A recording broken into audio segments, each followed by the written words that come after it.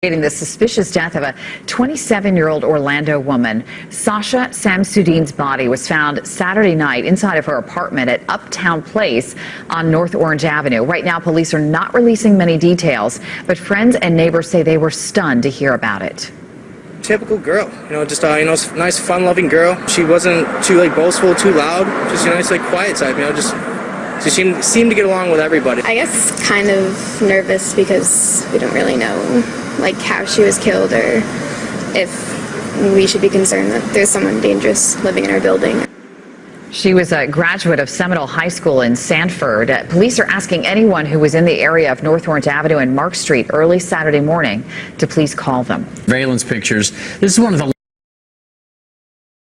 in her apartment in downtown. Friends and family of this 27-year-old are still suffering from this loss as investigators work around the clock. They are still trying to track down the person who did this. Fox 35's Andrea Jackson is live. She is outside the Uptown Place apartments on North Orange Avenue. Good morning, Andrea. Good morning to Amy and John. The last time friends saw Sasha was Friday night. She returned home here to her Uptown Place apartments just before 2 a.m. where she was in the hallway caught by a security camera. It's very sad, and our biggest thing is we really do want to solve this, and I hope that anyone that sees this picture and that can recognize her that night, just to please give us a call. Orlando police are still trying to piece together clues following the murder of 27-year-old Sasha Samsudeen. She was found inside her locked apartment Saturday night following a well-being check after friends couldn't get a hold of her. Investigators say it doesn't look like anyone forced their way into her Uptown Place apartment with a keypad locked door. Neighbors are concerned. Is it someone who's going around killing females? Is it just a crime of passion? It could be anything. We just want more detail. We spoke to her friend Alonda Jackson, who attended Seminole High School with Sasha. Everyone's very shocked and saddened, as I know that her beautiful parents are beside themselves right now at such a loss. And all of the girls that I've spoken to that know her, they loved her very much, and they are very saddened by these events. Anyone with information with regard to seeing Sasha Friday night, either out or in her apartment building, is asked to call the Orlando Police Department or Crime Line. On October 17th, Sasha Samsudeen was found murdered in her apartment. Today, our detectives have arrested Stephen Duxbury, the security guard from Uptown Apartments, in connection with this case. Stephen Duxbury is charged with first-degree murder, sexual battery, and burglary to an occupied dwelling. As a security guard, he used his access to prey on someone who was very vulnerable. Our hearts go out to Sasha's family. Our thoughts and prayers are with them, and we hope that this will bring a little bit of closure or start the process of closure for this family. The chief said Stephen Duxbury was a security officer working for Uptown Place. He took advantage of a vulnerable person, and we truly feel sorrow and sadness for Sasha's family. She was a young, beautiful, vibrant woman, loved by her friends and her community in the prime of her life, and it definitely takes a toll. Ugly crime inside her otherwise spotless apartment. Yeah, discovery released in that case today shows the evidence police gathered to lead them to their suspect, Stephen Duxbury, the very security guard hired to protect the residents here at Uptown Place.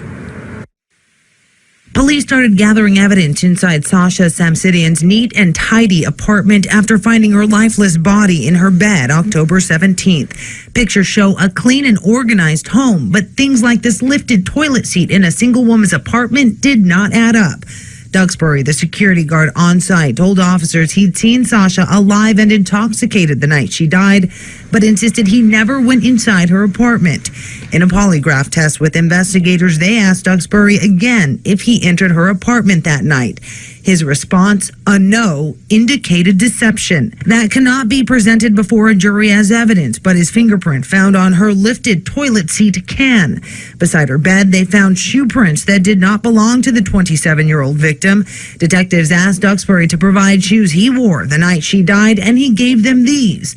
They did not match the prints in her home, but when detectives served a search warrant on Duxbury's messy apartment days later, they found these shoes, which turned out to be a match for the shoe prints near Sasha's bed, where they also found a condom wrapper.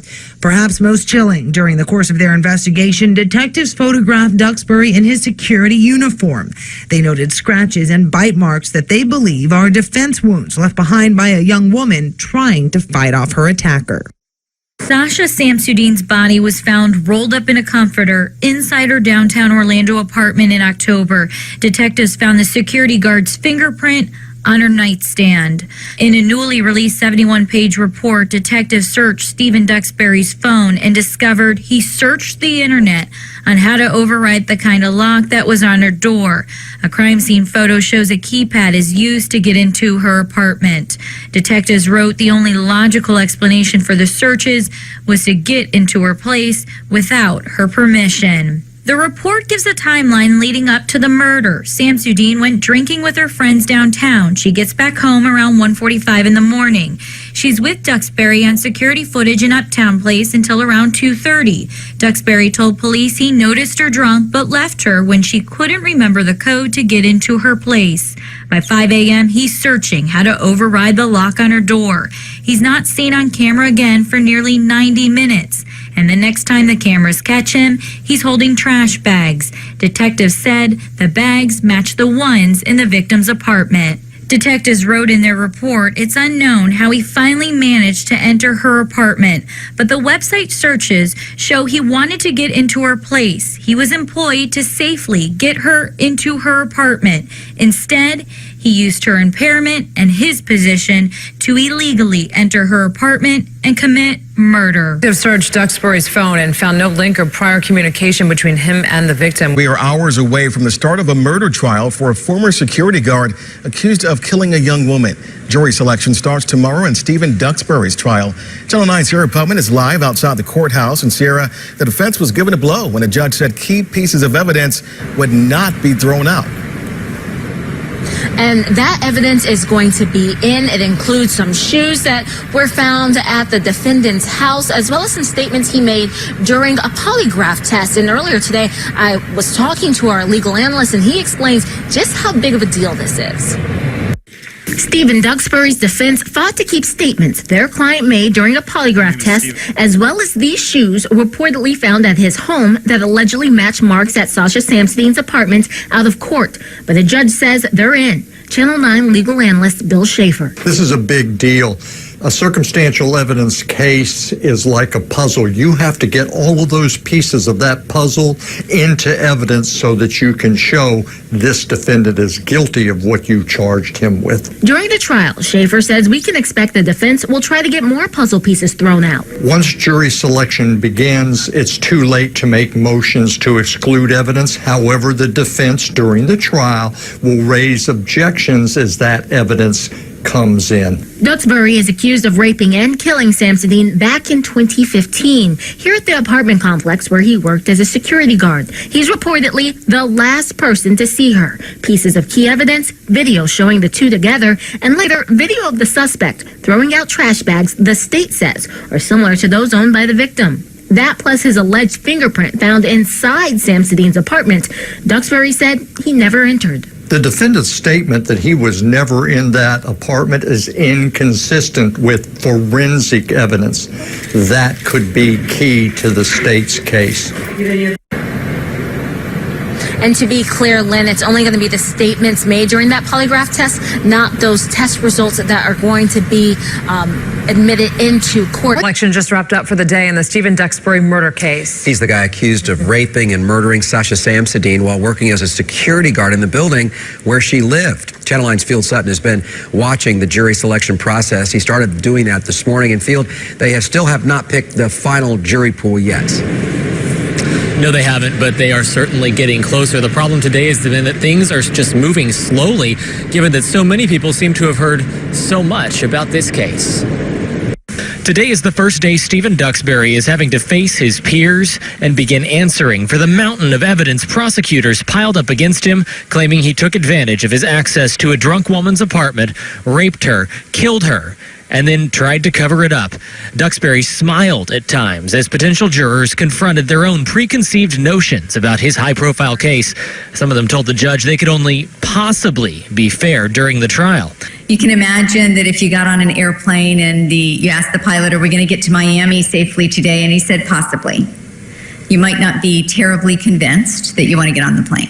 It's not just people convinced of his guilt after 2 years of hearing about the gruesome allegations. The mom of a man falsely accused of a crime years ago told the court there'd better be proof. I would be hard-pressed to convict anybody without DNA evidence, without being spotted on a camera. The one potential problem with the case is simple. As far as we know, there is no eyewitness, no video placing Duxbury inside Samsudeen's apartment. Instead, there's video of the two of them in the hallway and circumstantial evidence like Duxbury's alleged shoe and fingerprints inside the young woman's home to fill in the gaps.